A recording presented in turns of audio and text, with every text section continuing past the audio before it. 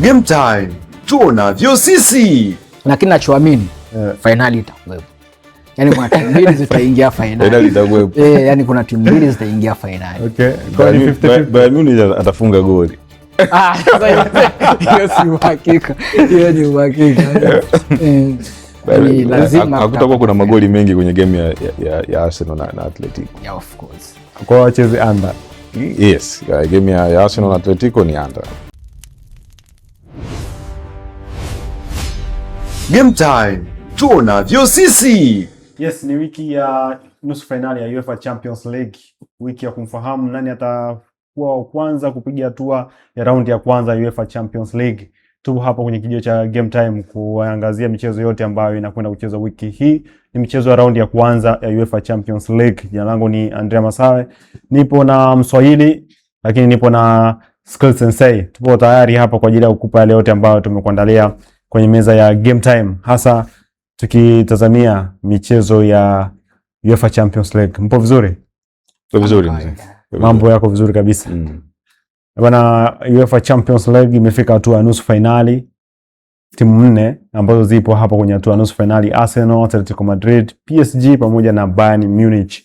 Tayari wapo kwenye nusu finali ya Ligi ya Mabingwa barani Ulaya. Kwanza mnitarajia au wepo hapa walipo hivi sasa, ama kuna vilabu ambavyo mlikuwa mnadhani vitakuwepo lakini raundi hii havijafika hatua nusu finali? Vimekuwa kama vimewa surprise?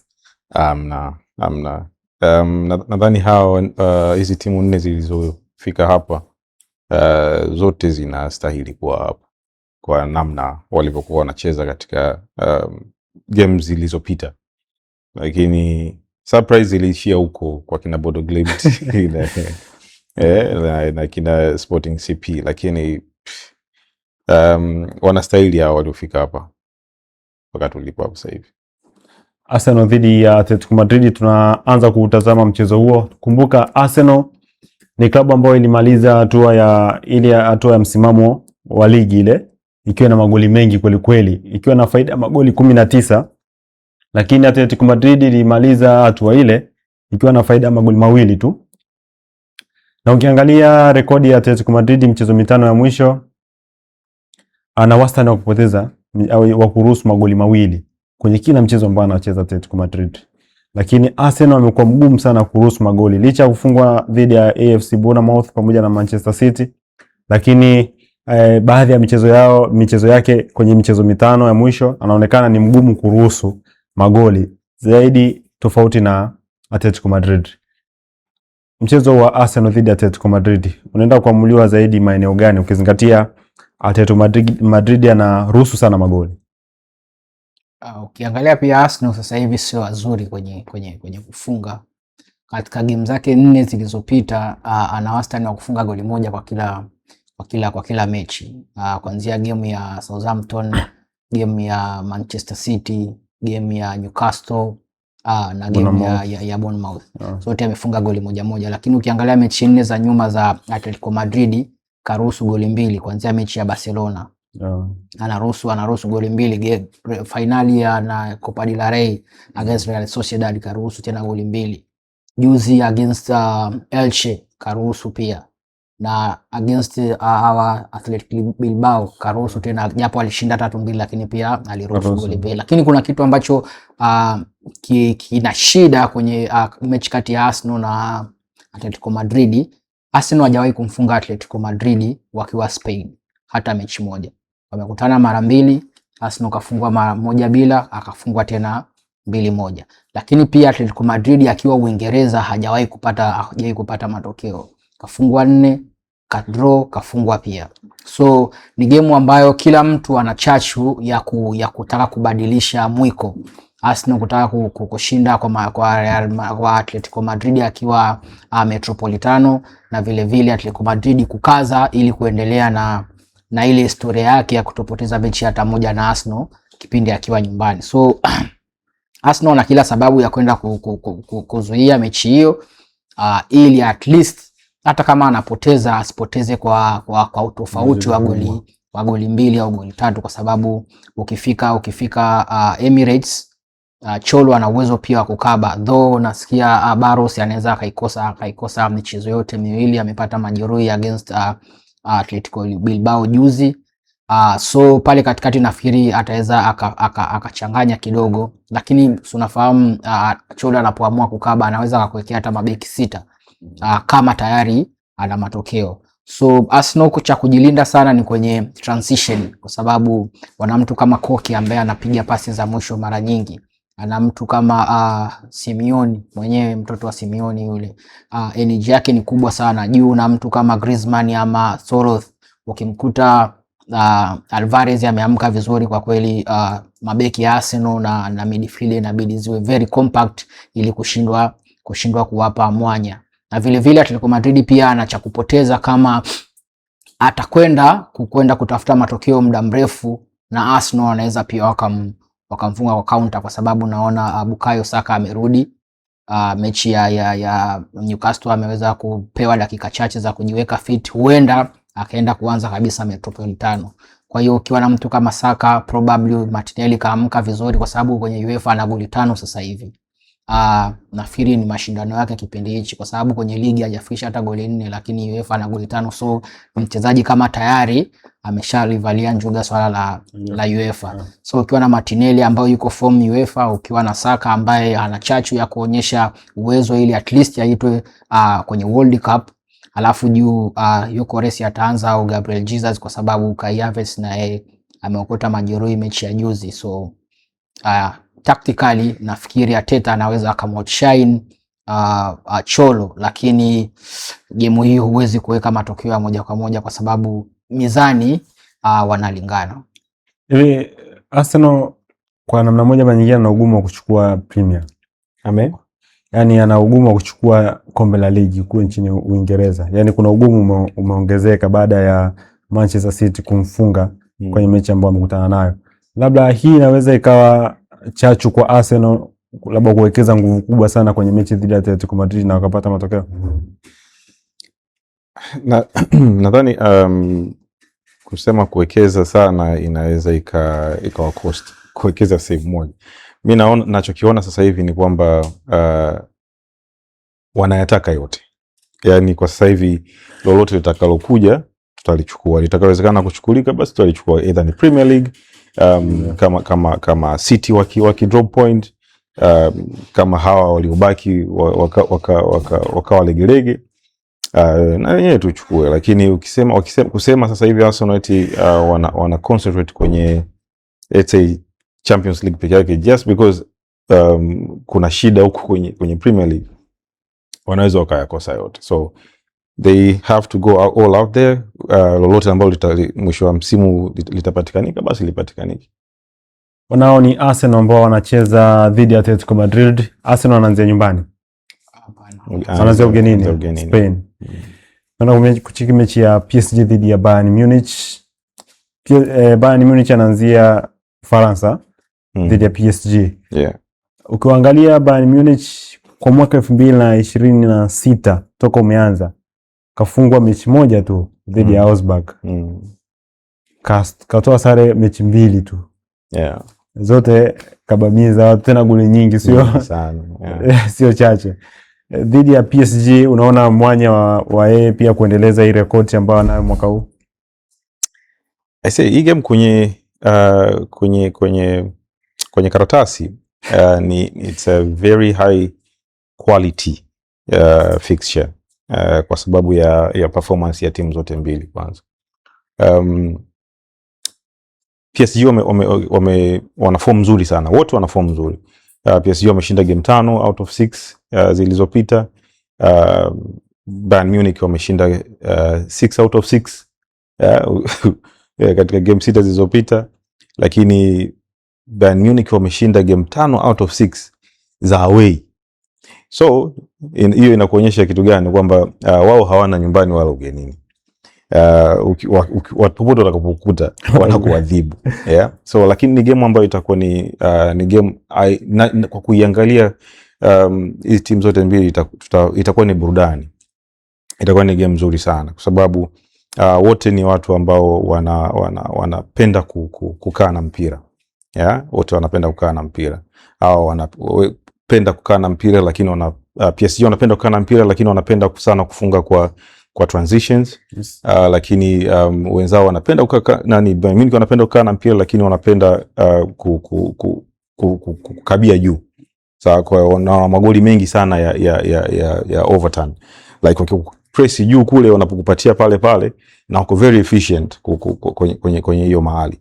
Wakati PSG wao wako very efficient kwenye transition kwa sababu wana attackers ambao wana speed sana. Kwa hiyo ni game ambayo najua itakuwa ni burudani.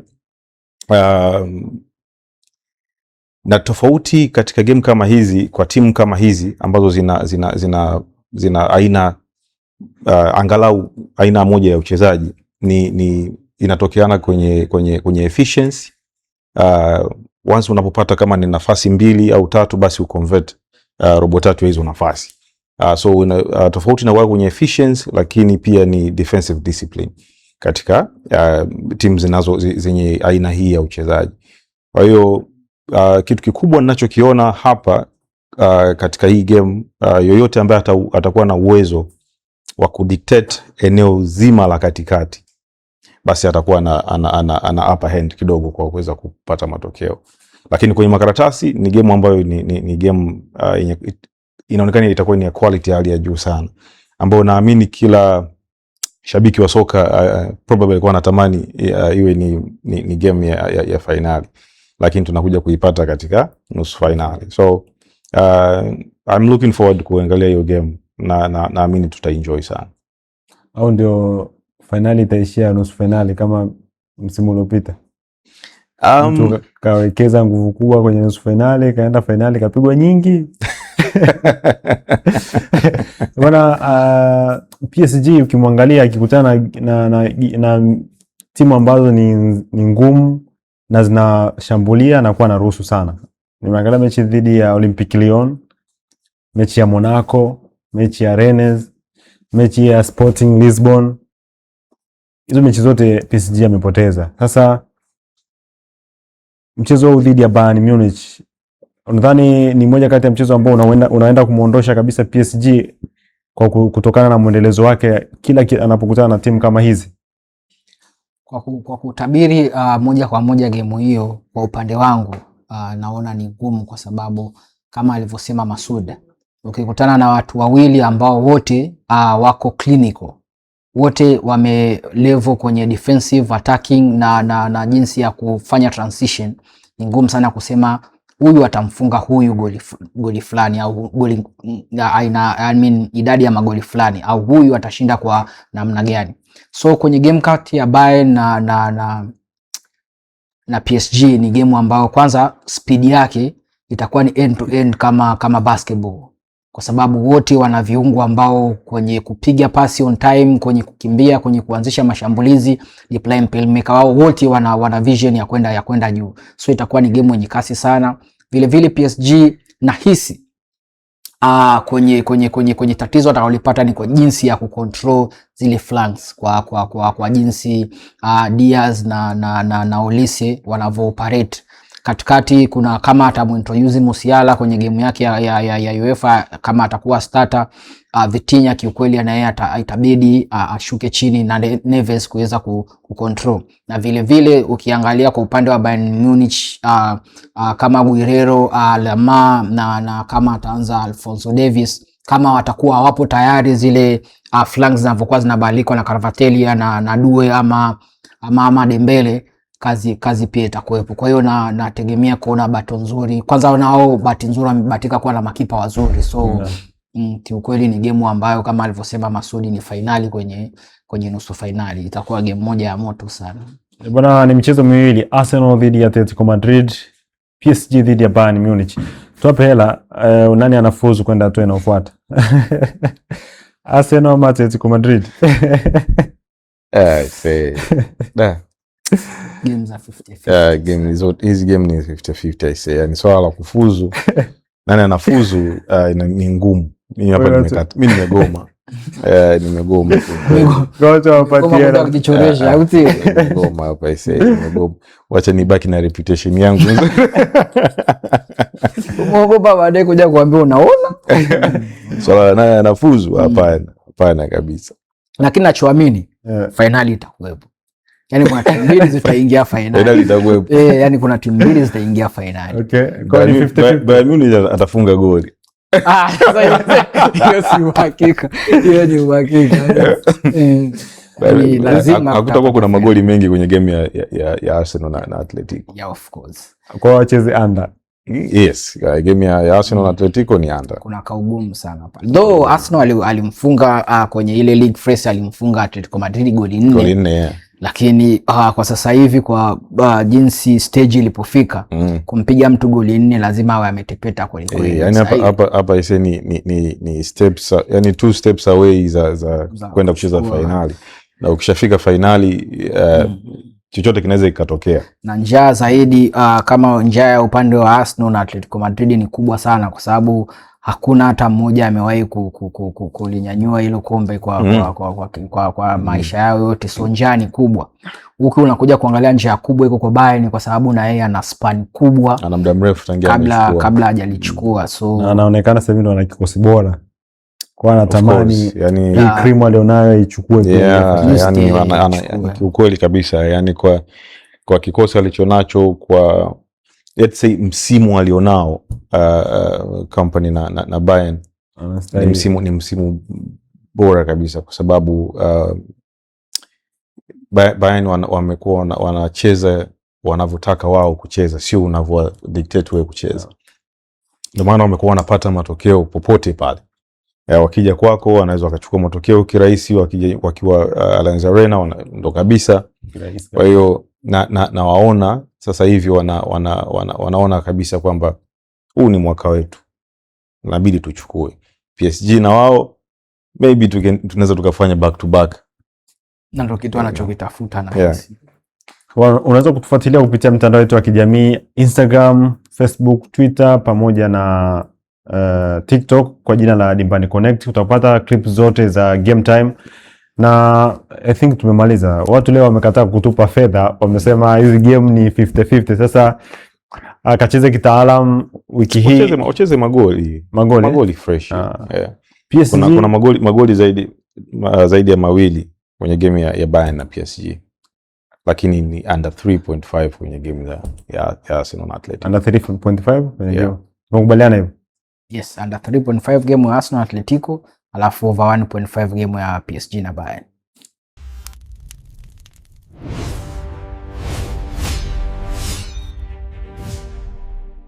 Sasa tuende hivyo, na nadhani watapiga fedha sasa kupitia hizo odds.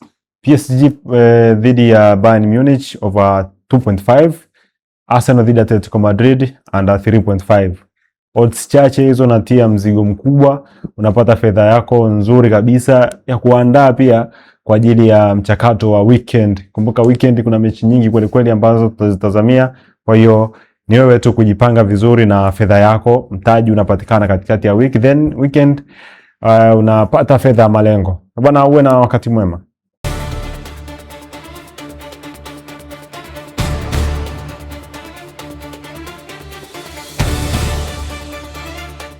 Game time, tunavyo sisi.